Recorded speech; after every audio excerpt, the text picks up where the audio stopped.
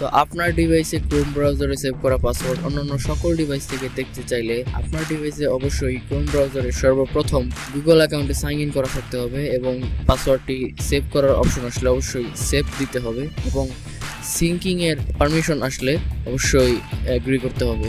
এরপর থেকে আপনি যেসব ওয়েবসাইটে ব্রাউজ করবেন সেসব ওয়েবসাইটের পাসওয়ার্ড আপনার ক্রোম ব্রাউজারে সেভ থাকবেই, এমনকি গুগলের সার্ভারে সেভ থাকবে, যা আপনি পরবর্তীতে যে কোনো সময় চেক করতে পারবেন। তো পাসওয়ার্ড চেক করার জন্য যে কোনো ডিভাইস থেকে আপনাকে যেতে হবে passwords.google.com অ্যাড্রেসে।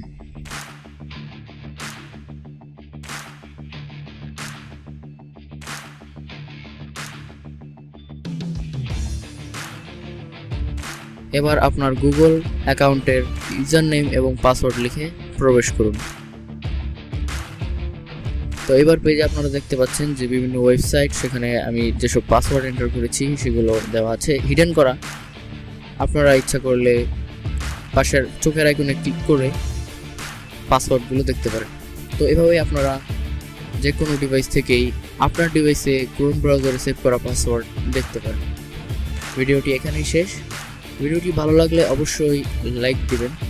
কোনো সমস্যা হলে আমাদের কমেন্ট বক্স খোলা আছেই এবং আমাদের চ্যানেলে অবশ্যই সাবস্ক্রাইব করবেন। পরবর্তী ভিডিও দেখার আমন্ত্রণ জানিয়ে আজ এখানেই শেষ করছি। ধন্যবাদ।